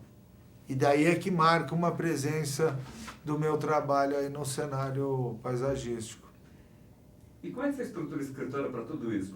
Como é que ele é composto hoje? Fala pra gente um pouco. Bom, Chega a ser um escritório ou já virou uma empresa mesmo? não, escritório. Não, a gente chama mas você consegue controlar os projetos como? Você não Bom, faz todos, você delega, você... Assim, no decorrer desses anos, né, eu consegui formar alguns profissionais junto comigo. E eu tenho como, vamos dizer, educação, eu fui criado dentro dessa estrutura doméstica, vamos dizer assim, e que eu transfiro isso na minha vida profissional. Então, por exemplo, tem casas, né? Estou dizendo a casa da minha mãe, a casa dos meus pais. A minha empregada era minha empregada a vida inteira. Foi a vida inteira. Acho que eu tive, na casa da minha mãe, teve 3, eu nem falo empregada, tive 3 mães, 3 funcionárias na casa da minha mãe, que era aquilo lá. Minha mãe era uma pessoa que não trocava. Tinha casas assim de primos, de amigos, alguém, agência, trocou a cozinheira, trocou a empregada, agora estou sem empregada, a empregada foi embora. Isso é uma coisa que eu não participei muito. Então, que minha mãe sempre falava, trocar e trocar problema. E ninguém é perfeito, então você tem que ensinar as pessoas a trabalhar para você da maneira mais adequada para você. Então, a partir dessa educação, dessa formação, que eu tive, eu também... A minha secretária é minha secretária desde o dia que eu comecei o escritório. É a mesma secretária, a Márcia, ela está lá comigo há 20 anos. Porque tem dia que eu tenho vontade de matar ela. Por uma forca e enforcar, não é nem dar um tiro, é enforcar. Mas vai vir a outra que vai fazer e que não vai saber nem metade do que ela sabe. Então eu prefiro conversar com ela. E tem uma maneira muito simples e carinhosa de tratar os meus funcionários. Então nesse decorrer eu fui formando alguns parceiros que estão comigo há 10, 12, 8 anos. Qual é o perfil deles? São arquitetos? Arquitetos. São arquitetos. Eles entraram, eles eram estagiários e estavam estudando arquitetura. Aí eles se formaram e permaneceram comigo. São mais homens ou mulheres? Mais mulheres. Mais mulheres. Mais mulheres. Uhum. O tamanho da equipe que você tem hoje?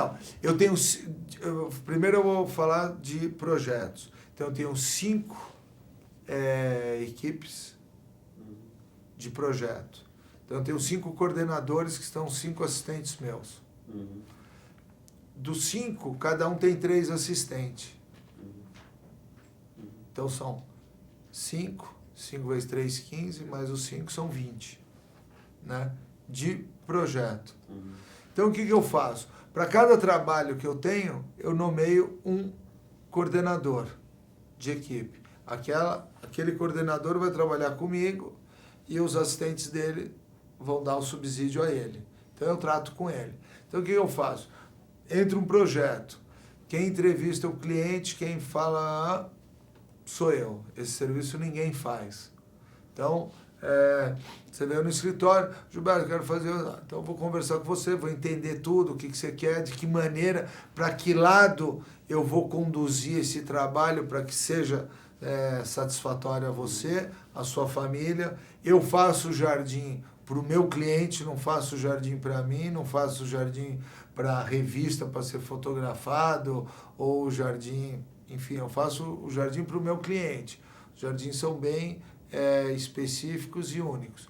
Então, uma vez que eu consegui captar de você, e daí tem um trabalho muito psicológico, por isso que eu falei que dentro da administração de empresa, a sociologia foi muito legal, porque eu tento captar o que você gosta, como você vive, se você tem uma vida social ativa, se você recebe muito em casa, quantos filhos você tem, não tem, se você gosta de leitura, se você quer um canto de...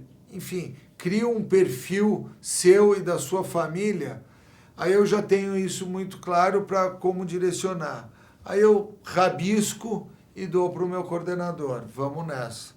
ele aperfeiçoa o meu rabisco, me traz de volta. Eu discuto com ele, ele vai, passa limpo mais uma vez, volta. É isso, não é? Passa limpo, eu apresento para o cliente. Volta, aprovado o anteprojeto, ou com alguma modificação, aí ele coordena... Os coordenadores algumas vezes chegam até o cliente também, junto com você. Sim, sim.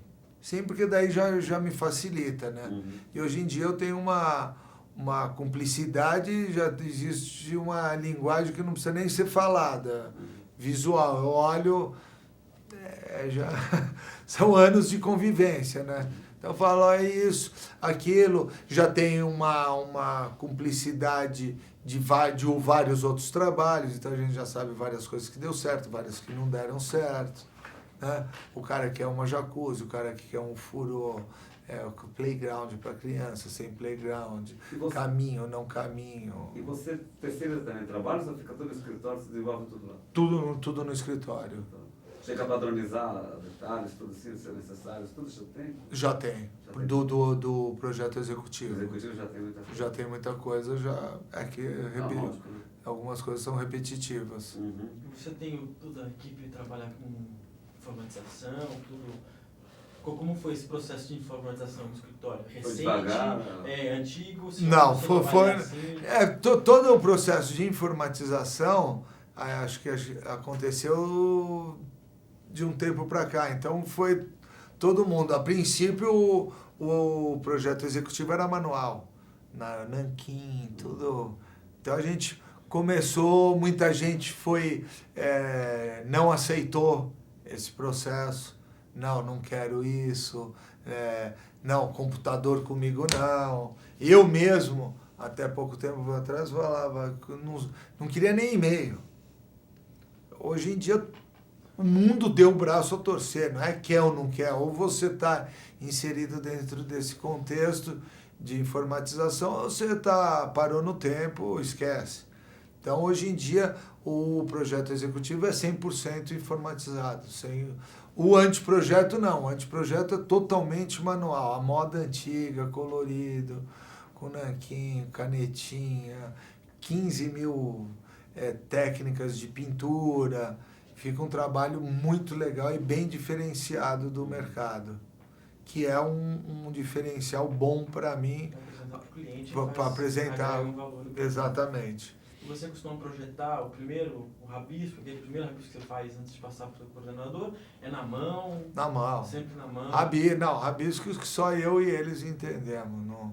Não, porque o tempo hoje em dia você como é que você é? Porque, veja, você está administrando, de repente são... Quantos projetos você Não, espera. Daí estamos falando do projeto. Tem outro lado, né? Tem outro lado. E daí tem depois a execução. Certo. Então tem 10 para 15 projetos mês. Na verdade, a única coisa que eu faço é trabalhar. A equipe de execução e condução? Eu só trabalho. Eu chego às 7 horas da manhã no escritório, 6, 7, e saio 10 horas da noite. Sou o primeiro a chegar, o último a sair. Isso todo dia. E consegue viajar de vez em quando? Hein? Sai para viajar? É o meu lazer, é o meu hobby. Eu não saio em São Paulo, não faço mais nada. E mesmo porque eu não tenho muito prazer, não tenho mais saco. Ainda teve o tempo que, sabe, aquela vida social, de badalação, de ir, ver gente, fazer. Eu gostava. Hoje em dia eu não tenho mais, porque é repetitivo, as mesmas pessoas, né, aquele mesmo círculo. Se for numa exposição de arte, lançamento, algum produto da área, né? Uma abertura de uma loja, prestigiar alguém, algum colega, tudo a gente acaba indo. Mas do contrário, meu negócio é trabalho. Eu falo assim, o meu trabalho é o meu hobby é meu trabalho, então eu não sei muito diferenciar o que é um, o que é outro. Então, o escritório hoje em dia é na Vila Madalena. A Yolanda esteve lá. É um escritório que eu fiz, que é um lugar super agradável. Não é eu que diga, mas as pessoas que vão lá falam, nossa, que lugar maravilhoso. Trabalhar num lugar desse, até eu queria. Você não está precisando de assistente, você não está... Enfim, é muito agradável o local de trabalho para mim e para os meus funcionários. Isso porque a minha maneira de pensar em relação a isso é que eu passo a maior parte da minha vida no escritório. Então, eu acho que é o mínimo que a gente pode ter, é um lugar agradável de trabalho, uma vez que eu passo...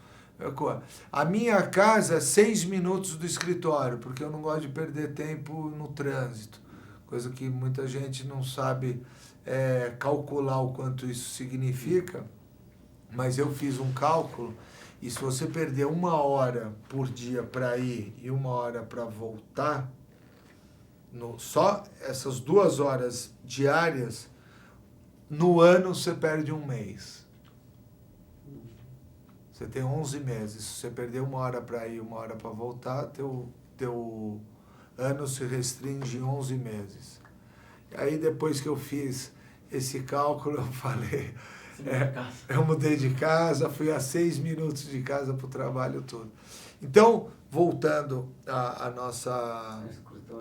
escritório estrutura, essa é a equipe de escritório, né? De projeto. São 20 pessoas mais ou menos. 20 pessoas, que são os arquitetos, e mais 3 administrativos, são 23 pessoas. E na parte de como é que é? De execução. Na parte de execução, eu tenho 3 equipes, né, que são 3 arquitetos, e que tem 20 jardineiros. E daí a gente trabalha entre a divisão de acordo com o que elas precisam. Então, tem uma equipe que hoje, vamos dizer, no dia de hoje, tem uma que está com 5 homens num trabalho, tem uma que está com 2 e tem uma outra que está com 13, né, executando. Então, dança conforme. E outras conforme. empresas paralelas de materiais, de equipamentos, né? Ah, sim, daí tem luminotécnica. Mas que não são a sua mesmo, só escritório, a história com manutenção. Você não tem uma empresa associada de produção de mudas, de nada? Você não tem? Não. Você não abriu esse campo? Eu faço parcerias. Eu chego para uma pessoa e falo, olha, produz X coisa para mim, eu te compro tudo. Ou pego e já compro lotes de planta que eu sei que eu vou usar. Né? E daí eu uso o que eu vou usando. Mas é um sonho, mas daí não tenho tempo. Infelizmente, era tudo que eu mais gostaria na vida, de produzir planta, que eu acho que é muito prazeroso. Né? Ver a evolução vegetativa é muito prazeroso. Pegar a sementinha e ver a evolução, planta, a árvore, de uma árvore, então nem se fala. Mas o tempo é crucial. Tá, mas fala só para terminar, mas quase, eu acho. Você mostrou para a gente, eu gostaria que você falasse um pouco do projeto daquele prédio de Alphaville. O que você pensou para você fazer as misturas da torre de escritórios ou de outros que você tenha feito de escritórios? O que te pedem de diferente num prédio de escritórios do que te pediriam num outro projeto qualquer? O uso é diferente, né? O prédio de escritório a gente tem que imaginar que o uso dele, por exemplo, final de semana ele não funciona. Lazer ele não precisa. Porém, existe uma população muito grande que habita esse edifício comercial, esses funcionários, aonde todo dia eles chegam e todo dia eles evacuam. Em que momento eles evacuam? Na hora do almoço todo mundo evacua, vai almoçar fora, de alguma maneira, e volta. Vários dessas pessoas são fumantes. Eles precisam de lugares embaixo no térreo para fumar, porque hoje em dia é proibido fumar em escritório. Então, a gente tem essa necessidade. Ele precisa descansar. Quando ele chega do almoço, ele tem 1 hora de almoço, ele precisa entrar, precisa ter uma pracinha. Precisa não. Se você der essa condição para ele, vai ser um bem-estar. Se ele tiver o elemento água nesse térreo, vai purificar, ele tem a sensação de frescor, né? O barulho da água acalma. Se a gente tiver um cheiro ali, ele vai sentir uma coisa diferente do escritório, ele vai limpar a mente dele. E aí, principalmente, a torre toda está voltada a esse jardim. Então, há uma preocupação muito grande com o visual aéreo desse jardim. Então, eu tentei criar esse visual de uma maneira que não seja monótono para ele. Foi esse o meu grande pensamento ao conceber esse projeto. Então, as linhas se entrelaçam de uma maneira que, de cada maneira que você olhar, de cada posição que você olhar esse jardim, você percebe algo diferente nele. Essa foi a grande preocupação. E foi aí que eu pensei que só o orgânico fica uma coisa monótona e só o linear. E aí foi essa ideia de fazer essa mistura para justamente criar uma ilusão ótica no conceito paisagístico. E vai ser um jardim ou uma praça? É um jardim que é praça. Tá. E você tem feito outros desse tipo, assim, desse porte, assim, por São Paulo, pelo Rio, talvez? Tem. Aqui em São Paulo tem agora um residencial que é o Upscale, na Vila Nova Conceição, ali perto de Ibirapuera. Sim. Voltei com formato fiz uma piscina elíptica, que a piscina ou é aquelas manchas orgânicas, ou as quadradas, retangulares, tudo. E daí eu fiz o elíptico, que me deu, assim, um estalo da forma elíptica, que eu acho que é uma forma maravilhosa, que é uma forma múltipla, né? E se encaixou que são 3 torres, e não seria uma forma melhor do que elíptica para se encaixar dentro desse processo, dessa concepção desse paisagismo. E no mercado imobiliário, para o mercado imobiliário, você está tendo mais setor de classe média, média alta? Já tem pego projetos mais torres, mais populares e bairros tipo... Isso é difícil, porque o mercado imobiliário dança conforme a música, né? Então tem épocas de lançamento só alto padrão. Aí o mercado, por N motivos, se satura do alto padrão, fica deficiente em padrão médio. Aí vem uma leva grande. O que está agora, que até eu estava conversando com o pessoal antes de vir para cá, com a nova lei de zoneamento, tudo dificultou muito, né? A taxa de ocupação, tudo, eles estão de cabelo em pé, porque não fecha número. Não fecha número. Então tá meio preocupante. Mas o que tem, eu tenho escutado que tem vendido muito a classe média alta, né? Que são esses grandes empreendimentos onde você tem um clube, né? A gente falou, você tem um clube. Chama uma quadra inteira, por aí que são. Quadra inteira, mais de quadra, né? Esse ali, o reserva 15 mil metros. Então, tem tudo. Você não precisa ir passar o fim de semana em lugar nenhum, tem tudo. Você pode tomar sol, você faz churrasco, você anda de bicicleta, teu filho anda de skate, tua filha brinca de boneca, a mulher faz ginástica, tem bangalô de massagem. Você passa um fim de semana completo, cheio de atividades. Voltando assim, ainda ao escritório, além de Alphaville, você fez mais algum com a praça em volta, tudo assim, com um jardim praça, que seja? Torre de escritórios, assim, que você te chamaria a atenção porque você gostou de fazer? Tem aqui o Penthouse, da Tishman, aqui na Marginal, que está em lançamento. Tem o Klabin, o acervo, ou da Klabin Segal, do lado do shopping Vila Lobos. Mas é empreendimento residencial. Não, mas de escritórios, eu estou falando. Esse daqui, ele é um mix. O da Marginal, aqui o Penthouse da Tishman, Tishman Company e Tishman. Sim. Ele é um mix. Ele é residencial e... A Aqui lá do Parque Vila Lobos, esse. Não. Esse daqui é só residencial. O que eu estou falando é esse aqui perto do D&D. Aqui na Marginal, na Rua Arizona. Esse eu acho que esse é bom. Esse já é misto, né? Esse é misto. Que dizem que está sendo um sucesso de vendas. Acredito que esteja mesmo, porque eu acredito nesse processo. Como eu falei, a questão é hoje em dia. A pessoa, não sei onde vocês moram, mas se você mora, vamos dizer, aqui no Butantã e trabalha na Paulista, você está perdido. Concordo. A pessoa está perdida. E se teu filho estuda em Pinheiros, um estuda em Pinheiros e o outro estuda na Lapa, a tua vida acabou, a tua mulher não faz mais nada, né? E eles também, ninguém vai aproveitar, ninguém vai curtir, ninguém vai fazer mais nada.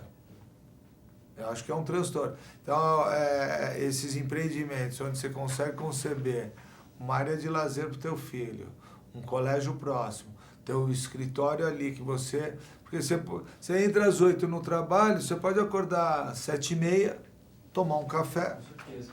né? Então, Toma um café, desce, muda de elevador, sobe e tá lá. Na hora do cafezinho, dá pra você tomar um cafezinho em casa. me conta uma coisa, o que mudou esses anos? Você está há 20 anos mais ou menos trabalhando. O que mudou em termos de solicitação, de tudo que você sente que mudou? Não em termos de porte, vamos supor. Quando a gente pediu pegava esse da casa que você achava melhor, o jardim de uma casa que te chamava há 20 anos, tinha uma solicitação. O que mudou na solicitação de 20 anos para hoje? Qual foi a diferença que você sentiu mais liberdade para você, de trabalho, mais...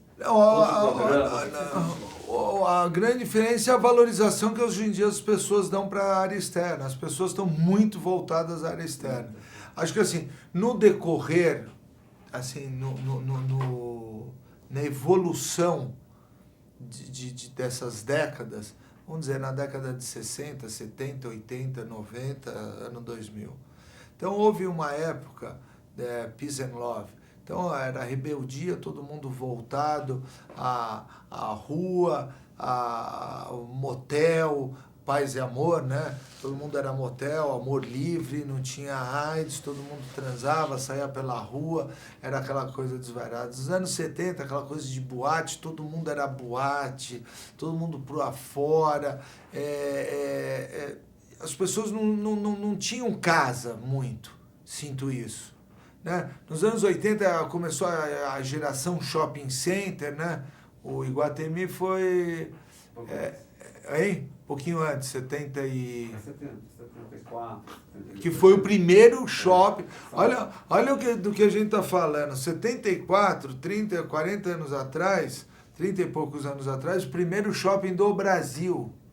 Eu sei disso porque eu faço o Iguatemi e estou fazendo o Marketplace, a reforma do Marketplace, faço o Iguatemi de Campinas também, tudo. E tive ontem com eles. O ano que vem, exatamente, o ano que vem são 40 anos de shopping Iguatemi. Há 40 anos atrás era o único shopping do Brasil.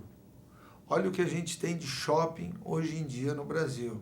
Então, olha todo um processo social, aonde eu acredito que o paisagismo exerce uma influência enorme, né, nos dias de hoje. Então, as pessoas estavam totalmente voltadas para a rua, o lazer era na rua, como eu falei, porque tinha liberdade também, então era bolinha de gude, bicicleta, carrinho de rolemã, não tinha tanto trânsito também, pipa, não tinha trânsito, as pessoas tinham clube, uma série de coisas. Até os anos 70, as casas não tinham muro. Né? Eu morava no Jardim das Bandeiras, não tinha muro, não tinha ladrão. Tinha ladrão de galinha, ladrão de varal, que falava. Ia lá, roubava cueca, uma calça. Sumiu minha calça, o ladrão roubou a calça jeans nova. Li. Hoje em dia, né, outra história. Aí, a televisão branco e preto também começou, né? Nos anos 70 era a televisão branco e preta, antes nem isso tinha. Aí a televisão colorida, daí voltou as pessoas para a televisão, então começou aquele processo. Aí teve uma bandalheira que daí todo mundo desvirtuou, que daí começou os shoppings, restaurantes, tudo. Então todo o divertimento do ser era todo voltado para a rua. Aí começou o processo de AIDS, segurança. Então ninguém quer mais sair, ninguém transa mais com ninguém, você quer ter tua namorada, ó, tu tá preocupado com teu filho, com quem tá saindo, fica em casa, tudo. E aí, a história da segurança com AIDS, eu acho que foi um processo que fez a história da família, voltou. E aí a valorização da casa. Então todo mundo está totalmente voltado para casa. Então hoje em dia as pessoas querem o quê? Quer ter home theater, porque quer ver filme em casa. Quer sauna, porque faz sauna em casa. Quer um muro alto, porque tem a segurança. Quer ter o filho dentro de casa. Então, de uma maneira ou de outra, a arquitetura, de uma maneira geral, ainda agora falando mais amplo do que só o paisagismo, né? O arquiteto hoje em dia é uma pessoa ilustre, coisa que antigamente era, vamos fazer uma casa, a casa era de engenheiro. Quantas casas, e por isso que a gente não tem uma identidade arquitetônica em São Paulo por conta disso também. A arquitetura não tinha um marco como tem, não tinha uma importância. Né? Então, hoje em dia, eu acredito que está todo muito mais voltado à casa, a essas referências familiares, e aonde o estresse externo é tão grande que o homem está completamente consciente do quanto a casa, o bem-estar do seu micromundo, né, faz bem. Se escutar o barulhinho da água, que não seja a cachoeira, que não seja o rio, que tempos atrás foi, o Rio Pinheiros, que o sujeito nadava, o Tietê, né? Mas o barulhinho de uma fonte, o passarinho que vem comer uma fruta, o cheirinho da flor, tudo, esses valores estão assim muito latentes na vida do homem contemporâneo. Acho que está assim, é a flor da pele. Motivo pelo qual a economia imobiliária, né, o mercado imobiliário está explorando de todos os lados e por todos os cantos esse lado do paisagismo, porque de fato é. Então é um apelo dentro de uma realidade verdadeira. É um fato. Tá bom. Gilberto, uma coisa que você quer perguntar? Uma pergunta curta, assim, bem número. Quantos projetos você está desenvolvendo agora, ao mesmo tempo? Tem uma ideia? Não, mais ou menos. Deve ter uns 30. Que é uma média que você tem que ter. Você está tendo? Uns 30 aí. Porque tem projeto que está ali atrás, que já está liquidado, voltou. Daí tem um outro que está entrando, daí o outro que está numa parte executiva, tem outro que entrou, parou. Entrou há um ano atrás, daí a gente fez, aí não foi aprovado ainda. Sim. A questão do DEPAV, do CONDEFAL, tem uma cliente aqui no Alto de Pinheiros, na rua a rua que vai pro Ceasa, ali do Vila Lobos. Sim. Ela tinha uma casa, eu achei lindo, fantástico. Ela tinha uma casa e ela comprou o terreno dos fundos. A casa dava para a rua de cima e esse terreno de fundos dava para o Vila Lobos, do outro lado da rua do Vila Lobos. Ela comprou o terreno e falou que ia fazer uma quadra de tênis. Eu falei, mas aí não dá para fazer, tem umas árvores. E você não pode tirar. Imagina que eu vou levantar o muro de arrimo, porque ali desce muito. Ela levantou o arrimo, aterrou um monte de árvores, sibipirona, flamboyant, acácia, aterrou tudo. Eu falei, vai morrer tu? Não, mas agora eu corto, porque... Eu falei, não faz isso, ele não pode fazer isso. Não, pode deixar, porque o problema é dela. E aí ela entrou para fazer essa quadra de tênis e a reforma da sala, dos banheiros e da cozinha. Ele meteu tesoura não, motosserra. nas árvores. Você acredita que embargaram a obra geral dela? A casa e o terreno, parou tudo, ficou um tempão lá parado. 1 ano e meio. E o que aconteceu agora? Inviabilizaram a quadra dela, ela teve que plantar no terreno as árvores que ela tinha, em porte médio adulto. Pagou uma multa que teve mais 1.000 e poucas plantas em praça pública, que doou. Compensação. Taxa, Especial, né? compensação, compensou. E não fez a quadra de tênis.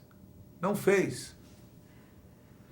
E aí, por isso que eu falo, quer dizer, eu acho que o Brasil está vivendo um momento muito oportuno e muito feliz, e acho que é um momento de todo mundo assim, todo mundo envolvido, tá proporcionando esse trabalho que vocês estão fazendo, do livro, conscientizar, falar. Quanto mais barulho a gente fizer, acho que a gente vai poder proporcionar um futuro melhor para gente, o que não tem, mas para os nossos filhos, para os nossos netos e aí por diante. E o que você não quis falar? A gente perguntou várias coisas. Alguma coisa que tenha escapado que você gostaria de falar? Você lembrou que você um momento cortou, sei lá, que você acha que você falou tudo que você queria falar? Não, eu acho que eu falei. Aquela hora que eu ia falar dos condomínios grandes, como a Quinta da Baronesa, que eram grandes áreas, que estão tornando-se condomínios de sítiozinhos de 3.000, 4.000 metros quadrados. Mas acho que Você falou. era isso que uma hora que eu queria falar, Acho que deu. escapou. Queria agradecer então. Obrigado. Obrigado eu.